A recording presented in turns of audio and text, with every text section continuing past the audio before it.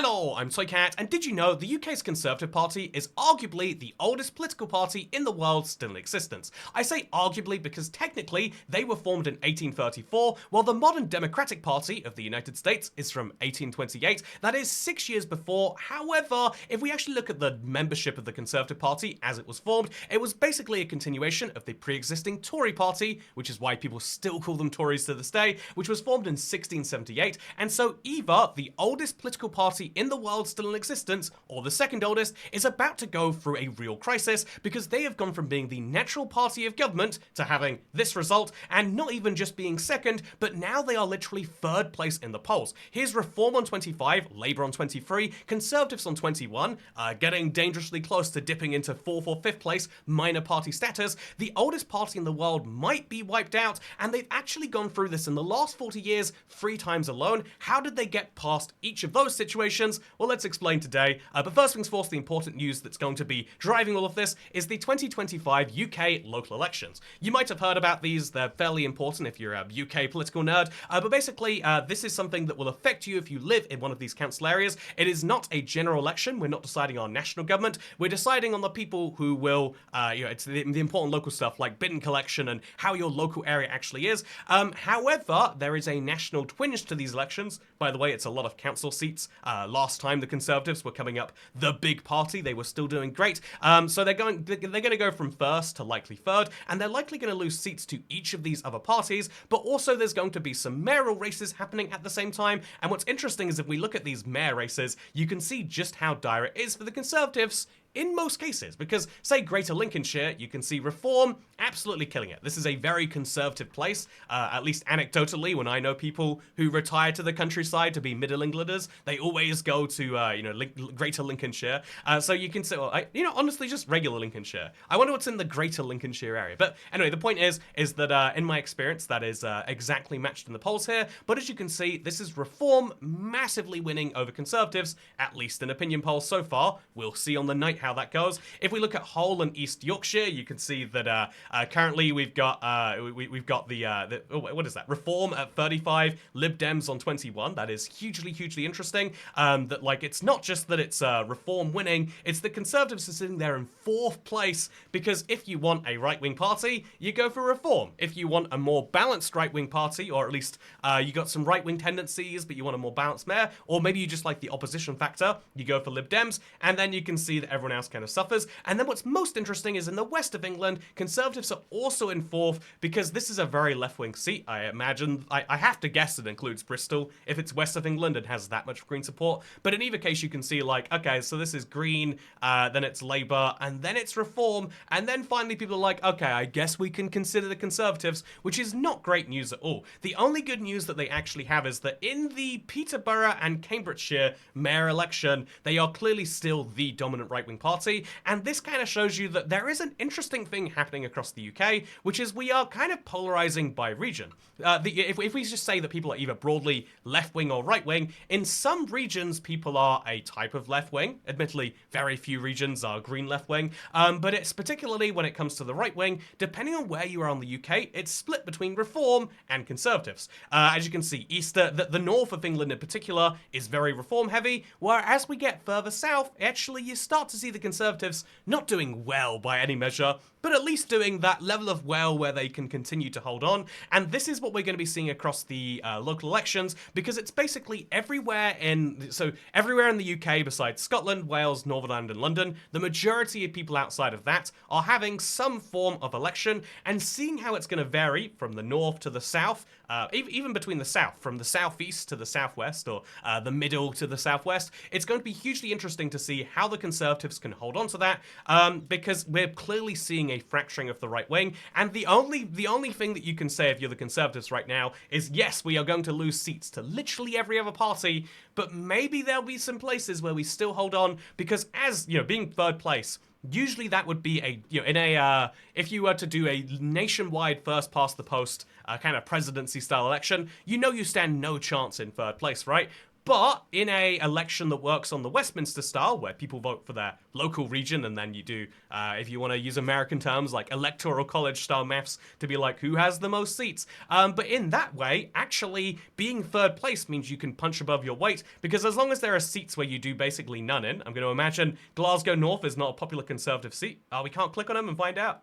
Well, you know, in I bet that Glasgow North is a seat they're not doing so great in, whereas in the Aberdeenshire, they're doing pretty decent. Whereas in, Rutland and Stamford, the Conservative Party are doing pretty decent, managing to win as a tidal flow comes against them. And so, yeah, this is the interesting case that they find themselves in. But what's interesting is that the trend here, that where the Reform Party are on the rise, is not just in the UK. It's actually matched in Germany. The AfD have now drawn level with the Conservative Party there. The CDU, who just won an election, by the way, they're actively still trying to form a coalition, and during that coalition building process, they have managed to end up level in the polls. So you can see that it's not like a uniquely Conservative problem, but it is a problem the Conservatives have faced before, and so how have they dealt with this when it came up previously? Well, I want to kind of dive into that a little bit today, because I think this is hugely interesting if you're a politics nerd, that the Conservative Party has basically almost been on the brink of wipeout a few separate times. So, but notably, unlike other parties who always eventually fade away, the Conservative Party has managed to stay in there. So the first example I want to point to is the 1983 general election, or rather, I guess the leading up to the 1983 general election. So if you don't know about 1979, it's when the Conservatives elected a woman prime minister in this UK from the Conservative Party. Again, it's the sort of radical idea that you wouldn't expect, but they decided to do precisely that. She's not just a woman, but a very principled, quite right-wing woman, in fact. And truth be told, at the time, the UK was in this political, I would say, rut of the 70s, where things were just going really rough all the time. And so basically, as soon as she was elected, things started going poorly for her. As you can see here, just after the election, the Conservatives started polling poorly. And then what happened is the Labour were in the lead, but half of their party split to join the Liberals, joining the Liberal SDP alliance. And that third party was winning by a decent milestone right here. But do you know what saved them in the end? Do you know what eventually led to this, the Conservatives coming from third place, ending up back in first? Well, thankfully, they were in the government, and something happened in May of 1982. What was it in May of 1982 that could have happened for the Conservatives to go up? Now, obviously, if you're in the UK, you know exactly what I'm talking about. But if you don't know what I'm talking about, you're probably saying, Toycat, you can't hint at something like that. Well, you might have heard about something called the Falklands War.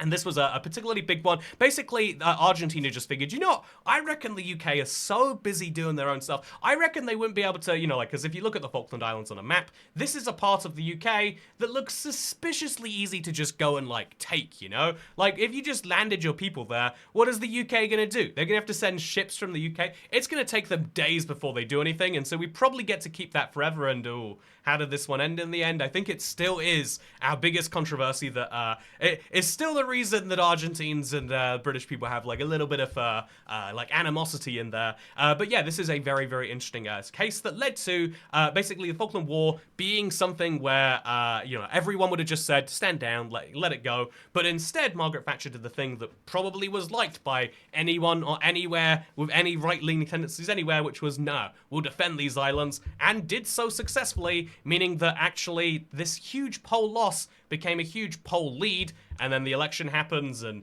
you could also argue that, looking into it, the election of Labour's Michael Foot had something to do with this, kind of going a little bit further left than expected. But you could argue that actually, even with the Falkland War, there was still more left-leaning votes between these two parties. But in either case, doesn't matter. Conservative Party managed to go from losing third place even to first place, and then if you look at the rest of Margaret Thatcher's terms, you can see that it went pretty well until it didn't go pretty well until she got replaced, and then she got replaced and John Major just about held on against all expectations, and then 1997 happens and the Conservatives get nearly wiped out, but not fully wiped out to third place. Notably, the closest this came to happening was the 2010 general election. It's worth mentioning that the Labour Party had been in power for 13 years at this time, and if we look at the election shares, you can see that, okay, by the time the election had actually been called, the Conservative Party actually managed to get 36% of the vote. The largest party But that's still pretty concerning. Like, oh yeah, they're at 36, whereas there's 20, like more than almost double as many people want to vote for one of the other two parties.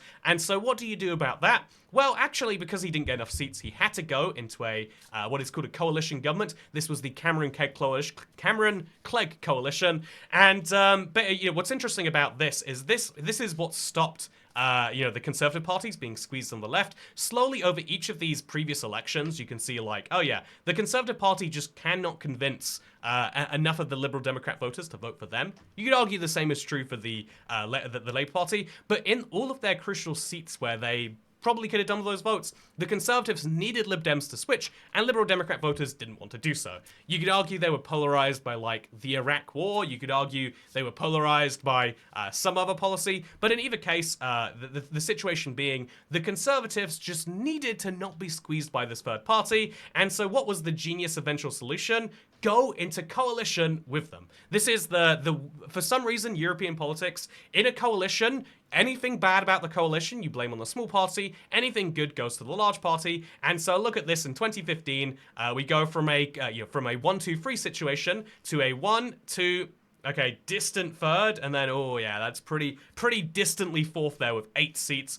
Basically, they wiped out their their center-right, I guess, rivals into oblivion, and that was that sorted, wasn't it? Except actually, not really. What's interesting is the Liberal Democrats got wiped out so badly as the natural party opposition that actually there were more votes for. Yeah, actually, do we have the results here?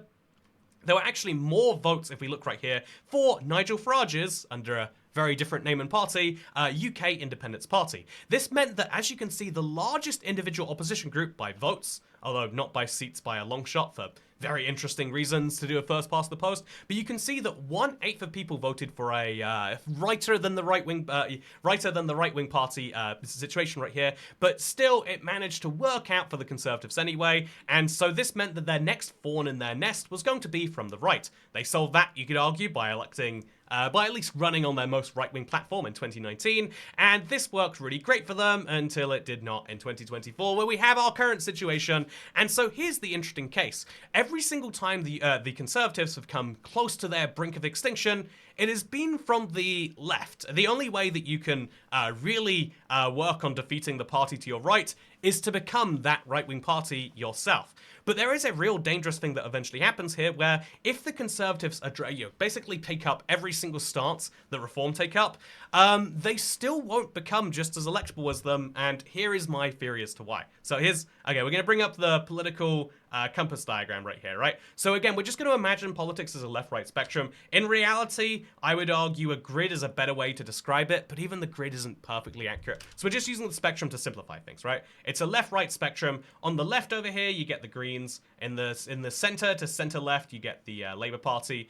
To the center/center-right, maybe center-left on some policies, you get the Lib Dems. Then on the center-right, you get the Conservative Party. Then on the slightly further to the right of that, depending on how politically charged you're feeling on the day, you get the UKIP. You get the Reform Party, and so that's the that's the basic situation here, right?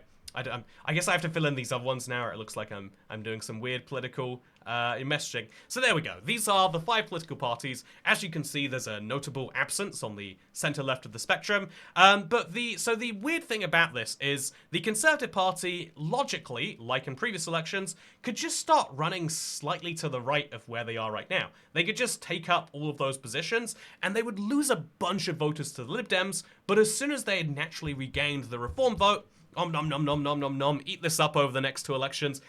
Maybe even have to run in 2029 as an extreme right-wing party, not to the favor of the general public. But if they could just gobble up enough of those votes, then later they could start re-gobbling up the Lib Dem votes, which is where they traditionally have to start moving themselves. However, because they are squeezed from both angles right now, the Lib Dems have gone from being a small party to slowly starting to grow again, and the Reform Party has gone from being this fairly minor note, let's be honest, into being like the bigger one. Now they are finding themselves perfectly squeezed from both sides, and what they do here is very hard, because the easiest way to just become right-wing, the easiest way to just be like, look, we are righter than the UKIP, we are righter than the Brexit Party, the Reform Party, they've had a lot of names, but, or rather, Nigel Farage has had a lot of parties, I guess we could be saying.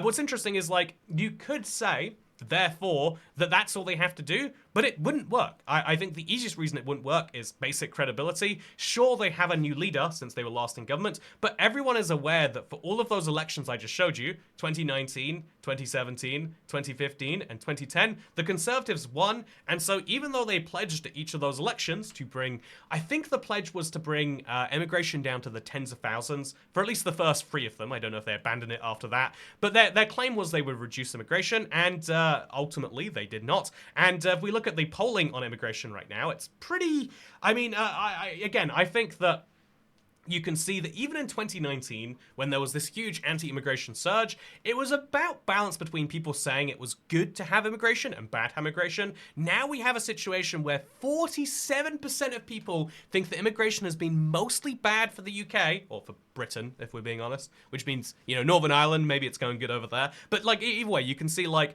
47% of people are now saying immigration has actually been pretty bad for the UK, and only 19% are in favor.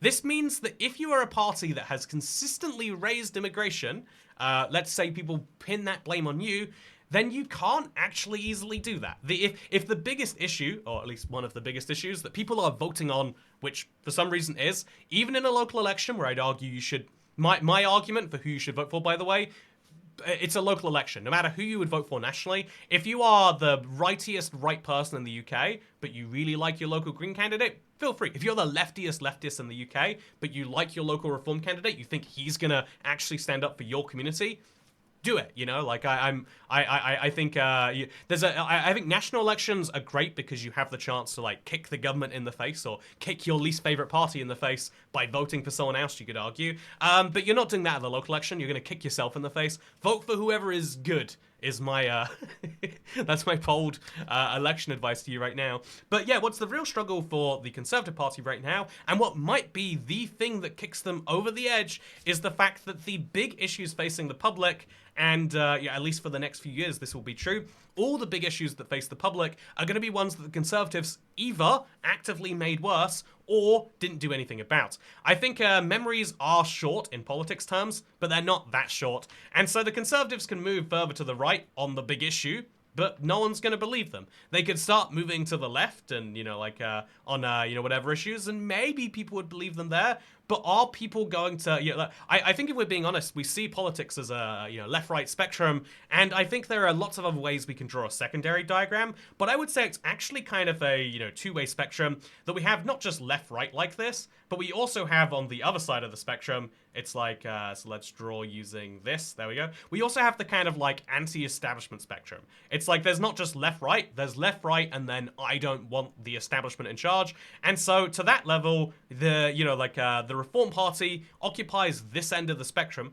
Maybe you could even argue, a lot of people in my comments are like, oh, they're not even true right-wing. So maybe they're a center-right party on the anti-establishment axis. Maybe the Lib Dems are a centrist party on the anti-establishment axis, and the same is true for the Greens. Maybe we are getting to a point where politics is so polarized that no matter what you do, if you are an establishment party, you cannot gain those. And if that is the case, that is the death of the Conservative Party. Again, usually right now we'd be concerned about the government. They are also going through something pretty dire. It's just the Conservative Party are going through something much more dire. And so the Labour Party doesn't have to worry about like, ooh, can we court that? Because they don't need to worry in the slightest. With that said, there's your basic breakdown of the UK election. It will be happening next, what is that, Thursday? Wednesday?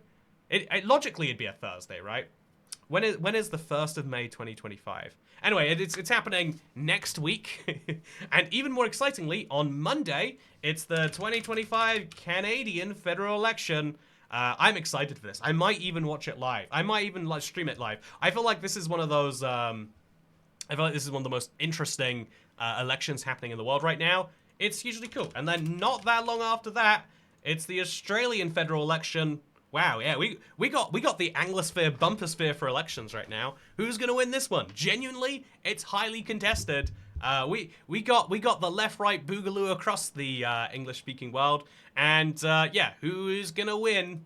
Well, probably different results in different countries, given it's different elections for different people. But still, it's gonna be exciting, and I'll keep you up to date with that because I apparently like elections too much. Anyway, thank you for watching. I hope you all enjoyed, and We didn't get around to this, but I don't think it was really that relevant anyway. It's shocking the amount that tourism from like Europe to the USA is down.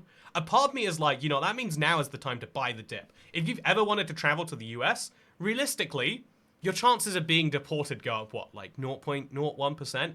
Your chance of being deported to El Salvador and being locked in a prison forever, they've gone up by not 0%, I'll concede.